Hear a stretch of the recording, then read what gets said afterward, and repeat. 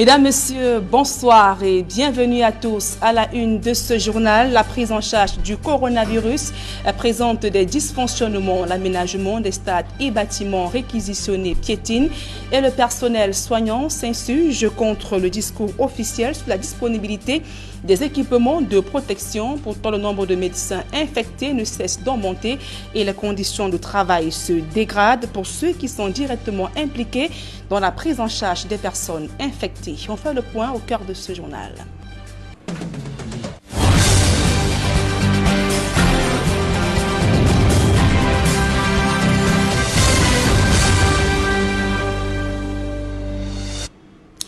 Mesdames, Messieurs, une fois encore, bonsoir et merci d'honorer ce rendez-vous de l'information sur Equinox Télévision.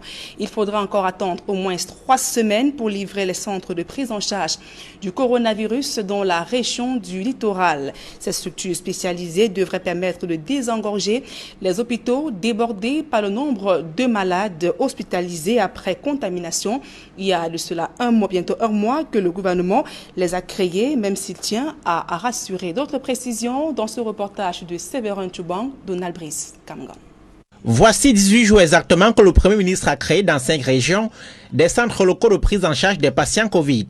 À Douala, les 2 centres spéciaux sont celui des logements sociaux de Yassa où 400 lits devraient être aménagés. Au stade de Mbapelepe, ce sont déjà prêts.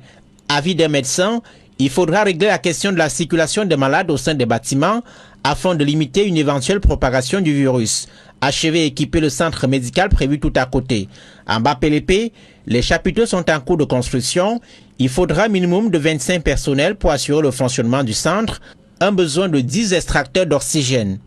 3 semaines sont nécessaires pour régler tout cela, indique le secrétaire d'État à la santé. Le maximum, c'est dans 3 semaines que nous allons livrer l'ensemble de 2 structures, de 2 sites qui seront prévus pour accueillir tous les gens qui sont venus de l'extérieur avant de les traiter. Ce n'est pas un centre de traitement, c'est un centre de contamination, c'est-à-dire vous le gardez pour vérifier s'ils sont positifs ou négatifs. L'idée derrière la création de ces centres spéciaux, c'est décentraliser la riposte au coronavirus et désengorger les hôpitaux. La plupart d'entre ces formations sanitaires agréées de prise en charge des patients sont essoufflées par la demande de plus en plus très forte. L'hôpital de district de Nilon abrite un centre de call center. Nous fonctionnons 24 heures sur 24 avec une équipe d'à peu près 36 personnes qui se relaient et qui apportent au quotidien, au jour le jour, n'est-ce pas, le soutien nécessaire à tous ceux qui essayent de nous contacter. Comme les autres centres créés dans le centre, l'Ouest, le Nord, le Sud-Ouest, les 2 centres spéciaux Covid du littoral seront dissous après la pandémie. Celui de Yassa est rattaché à l'hôpital gynéco, tandis que celui de Mbapelepe à la Kentini. Et toujours dans ce chapitre, évoquons à présent la détresse du personnel de santé surexposé au coronavirus. Ils demandent un renforcement des moyens de protection. À ce jour, ils sont une centaine déjà contaminés à travers le pays. Si rien n'est fait, ils pourraient ne plus être à mesure de répondre à la forte demande des patients atteints de coronavirus au Cameroun. Ces doléances ont été portées à l'attention du secrétaire en charge de la santé en visite à Douala. D'autres précisions dans ce reportage de Séverin Toubang, Donald Brice Kamgan, une fois encore. Plus de moyens de protection pour nos personnels soignants. Tel un refrain, la phrase est revenue au cours de la visite du secrétaire d'État à la santé à Douala. De l'hôpital général à gynéco-obstétrique, en passant par la Kentini, les médecins, infirmiers et autres volontaires demandent des combinaisons de protection, des masques chirurgicaux, des bottes, surbottes, etc. Il y a également un problème de protection individuelle qui est parfois pas suffisante. Il y a également la motivation du personnel médical et paramédical, disons le personnel soignant, qui exposent leur vie pour pouvoir prendre en charge ces malades qui sont extrêmement contagieux. Parmi la centaine de personnels soignants infectés à ce jour au Cameroun, 42 sont dans le littoral, notamment 20 à l'hôpital général, 11 à la Kentini, et le reste dans les autres formations sanitaires agréées. Au niveau national, 8 décès de personnels soignants ont été enregistrés à ce jour. Réaction de Alim Gagayatou à la réunion de débriefing à l'hôpital général de Douala. Le gouvernement prendra toutes les mesures nécessaires pour que soient protégés les personnels soignants. Le proche collaborateur de Manaouda Malachi devrait repartir de Douala avec les états détaillés des besoins à satisfaire dans chaque hôpital. Malgré cette insuffisance de moyens de protection, mais également matériels qui limitent les capacités d'action, les responsables impliqués dans la mise en œuvre du plan de riposte au coronavirus dans la région du littoral ont fait le point. À ce jour, 3268 personnes ont été testées dans la région pour 842 cas positifs en cours de prise en charge ou guéris pour certains, 40 décès. Les équipes régionales du système de gestion de l'incident continuent la coordination de la mise en œuvre du plan de riposte dans le littoral, suivi par les centres de prise en charge des cas positifs qui assurent le traitement des malades. Et le ministre de l'administration territoriale annonce que des kits de dépistage du coronavirus ont été offerts au ministère de la Santé publique. Selon le communiqué publié sur son compte officiel Facebook, c'est une dotation provenant de l'initiative du président de la République. Sans indiquer le nombre précis de kits de dépistage, le ministre Paul Atangandi insiste sur l'opportunité pour les professionnels de la santé de recevoir les résultats en 15 minutes. Joël Sengue, Gizogo.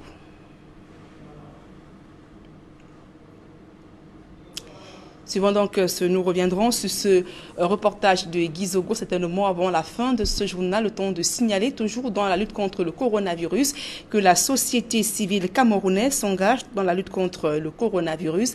Elle a mis sur pied l'unité Covid-19 de la société civile qui réunit en son sein des associations, les communautés religieuses, les partis politiques, entre autres.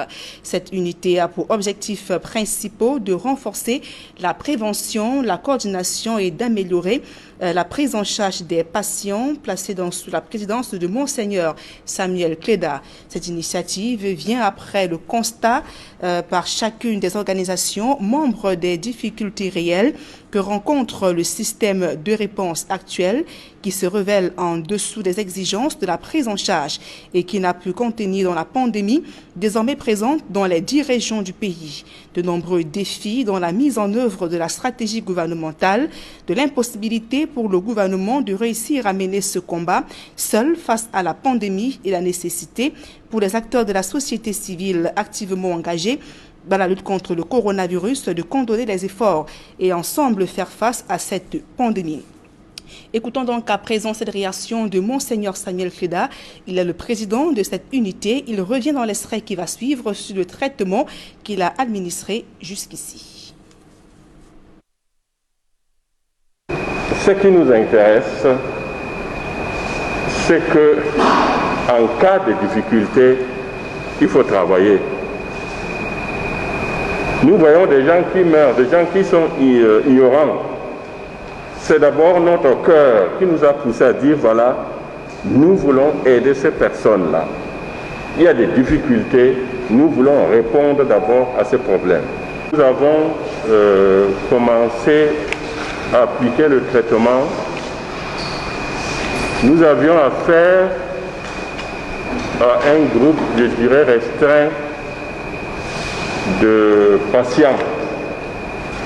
Et nous arrivions facilement à les satisfaire.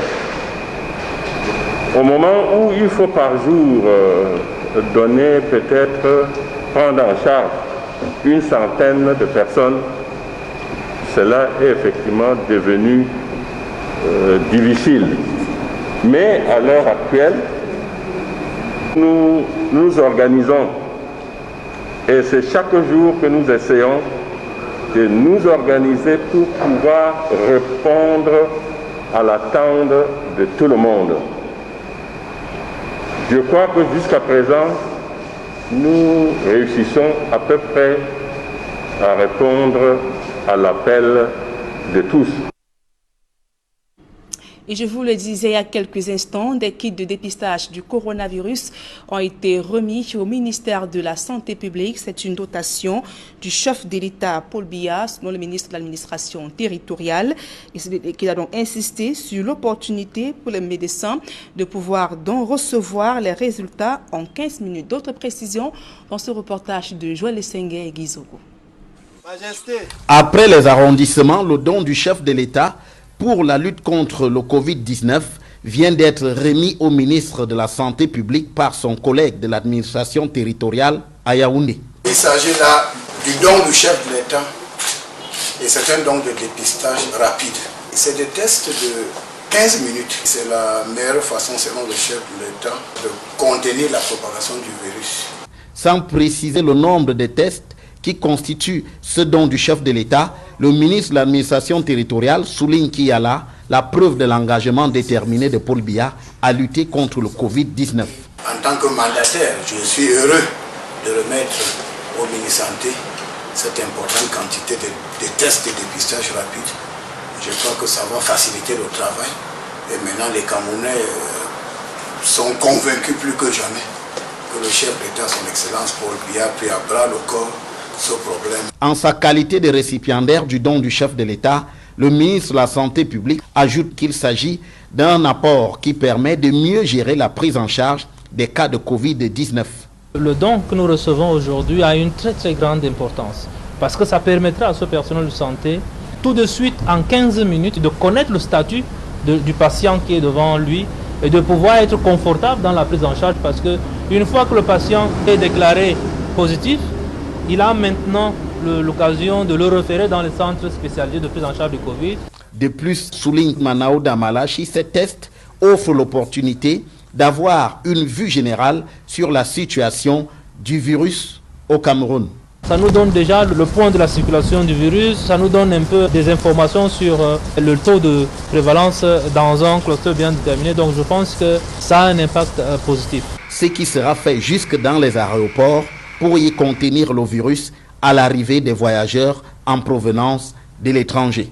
Et donc, arrivé une fois à l'aéroport, nous mettrons simplement un dispositif en place de manière à ce qu'en 15 minutes, on puisse connaître le statut de ce qui arrive chez nous et de pouvoir soit les confiner, les isoler et les prendre en charge parce qu'ils sont déclarés positifs ou alors rentrer chez eux parce qu'ils sont déclarés négatifs. Reste maintenant à voir si les tests offerts par le chef de l'État vont changer la donne dans la lutte contre le Covid-19 au Cameroun. Et en pleine pandémie du coronavirus, l'hôpital de district de Bankomo agonise. Des patients reçoivent des soins dans l'obscurité totale et parfois en plein air une fois la nuit tombée.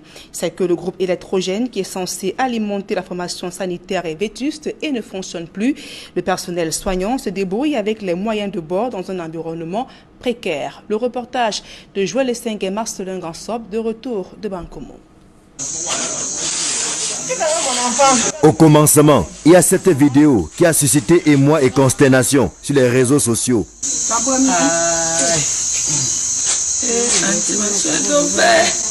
On y voit une infirmière qui se démerde dans l'obscurité pour administrer des soins à une patiente. Le personnel est vraiment exposé, vous êtes même à féliciter parce que travailler dans ces conditions, c'est vraiment c'est pas... Dans cette vidéo, l'infirmière en question et ceux qui l'assistent posent clairement les problèmes auxquels fait face l'hôpital de district de Bankomo, notamment le manque d'eau et l'absence de lumière consécutive à une coupure d'électricité. Nous décidons donc de nous rendre dans cet hôpital situé à une trentaine de minutes de Yaoundé sur la nationale numéro 3. Nous arrivons à la tombée de la nuit. Heureusement pour nous, puisque dans cette soirée, le délestage n'est pas au rendez-vous. Mais cela ne fait pas oublier le calvaire qui est celui du personnel soignant et des malades qui fréquentent cet hôpital. En effet, chaque fois que Bankomo est plongé dans le noir, c'est la galère ici, puisque le groupe électrogène, qui jadis servait de dernier rempart, a rendu l'âme des suites d'une longue utilisation. C'est ici que se trouve le groupe qui est censé alimenter cet hôpital. En cas de coupure d'électricité, malheureusement, il n'est plus fonctionnel. Lorsqu'il y a coupure d'électricité, ici, le personnel souffre le chaud et le froid, se débrouillant avec des moyens de bord. Il y a donc nécessité, mieux urgence aujourd'hui, à faire fonctionner ce groupe, à défaut, puisque celui-ci est rattrapé par le poids de l'âge, de doter cet hôpital d'un groupe électrogène fonctionnel pour permettre aux usagers, aux malades, de ne plus souffrir le martyre. Il y a de cela une semaine, ma cousine est venue accoucher à l'hôpital district de Bankomo. Il y avait manque d'énergie. Certains se sont battus avec la lumière de leur téléphone, d'autres à l'aide d'une bougie. Bon, ce n'était pas facile. Le personnel médical, ils se sont débrouillés pour pouvoir faire accoucher ma cousine, mais Dieu merci, ça s'est bien passé. Ça veut dire que ce n'est pas souvent facile ici? Non, pas du tout. Là ne s'arrêtent pas les malheurs de cet hôpital. La disponibilité de l'eau courante est une autre paire de manches. Bien qu'il existe un système d'alimentation, pas une seule goutte ne sort du robinet. Et cela ne date pas d'aujourd'hui.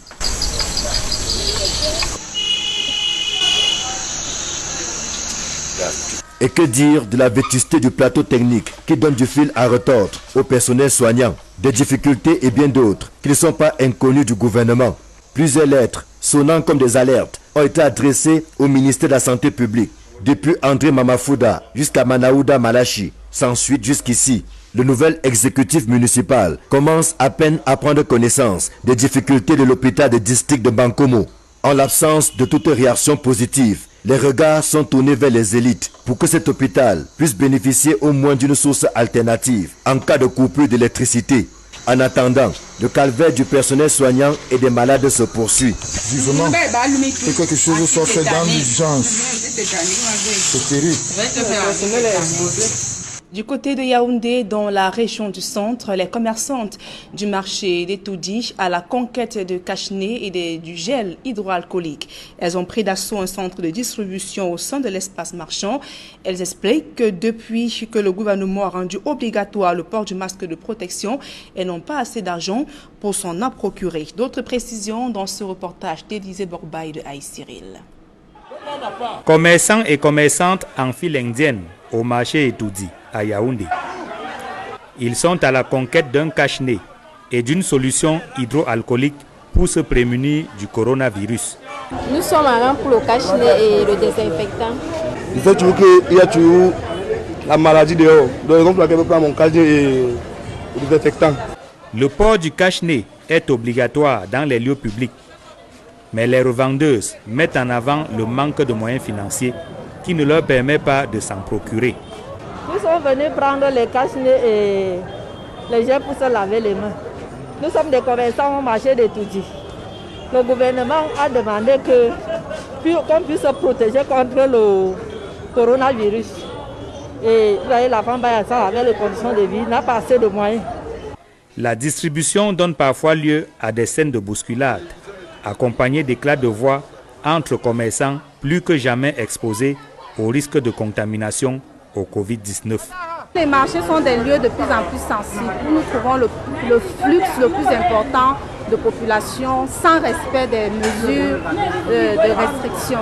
Parce que le cadre et l'environnement n'est pas toujours propice à ces mesures-là. Donc c'est pour cela que nous sommes là pour essayer d'apporter un plus à ce qu'il y ait un petit respect en fait. Le Cameroun a déjà franchi la barre des 2000 cas positifs. Preuve que la situation est préoccupante, surtout dans les marchés où le respect des gestes barrières apparaît plutôt comme une illusion. Et face à la menace du coronavirus et son impact sur l'économie camerounaise, le groupement des femmes d'affaires du Cameroun vaut le secours des Bayan Selam.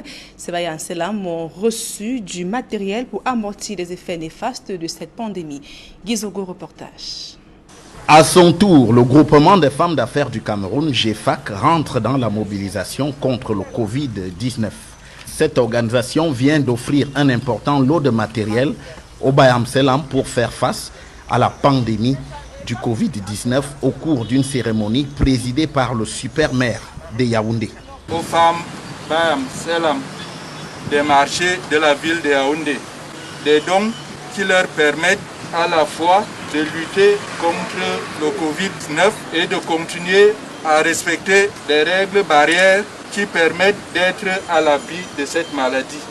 Elles feront très bon usage de ce matériel. Nous, on a choisi nos dons, les dons rapides, que tout ne peut pas dire que j'ai oublié. Tout peut même utiliser ça. Chaque client, tout utilise. On a vu les femmes Bayam Selam. Tout le monde a commencé par là. Cette offre, selon le groupement des femmes d'affaires du Cameroun, permet aux revendeuses de se sentir prises en considération et surtout de leur affirmer l'accompagnement du GFAC. On a donc vu qu'on part dans les marchés pour mettre les tables, pour les enlever à terre où est et vendre là, pour mettre les marchandises sur la table, pour que nous, on achète les marchandises qu'ils ont saines. Nous avons porté notre choix sur les Baye Amselam parce que c'est des personnes pour lesquelles nous avons beaucoup d'admiration. Nous avons commencé petit pour grandir. Nous souhaitons qu'elles grandissent et qu'elles deviennent des femmes d'affaires dans les bureaux climatisés. De leur côté, les Baye Amselam reçoivent ce don avec beaucoup de gratitude. Vous venez donc de nous habiller, vous voyez comment c'est propre et tout. Qui dit merci dit encore. Parce que quand nous allons arriver, parce qu'on va nous répartir, parce que nous sommes d'abord des Africains et des Camerounais. Outre les tables, les chaises et les parapluies, les Baye Amselam ont également reçu des seaux, des masques et des gels hydroalcooliques du GEFAC. Le groupement des femmes d'affaires du Cameroun fait donc le pari que les marchés, lieux à haut risque en cette période de Covid-19, méritent une attention particulière. Une vaste opération de casse a été menée par des éléments de la mairie au marché des Bolova dans la région du Sud Cameroun. Il est question d'assainir l'espace marchand au regard de cette période de crise sanitaire. Les commerçants en colère ont posé des barricades sur la voie publique. Roger Takala et Gladys Sidi. Regardez là où je suis. Il faut qu'on fasse comment? Qu'on pas à la maison rester. Qui doit nous nourrir avec nos enfants?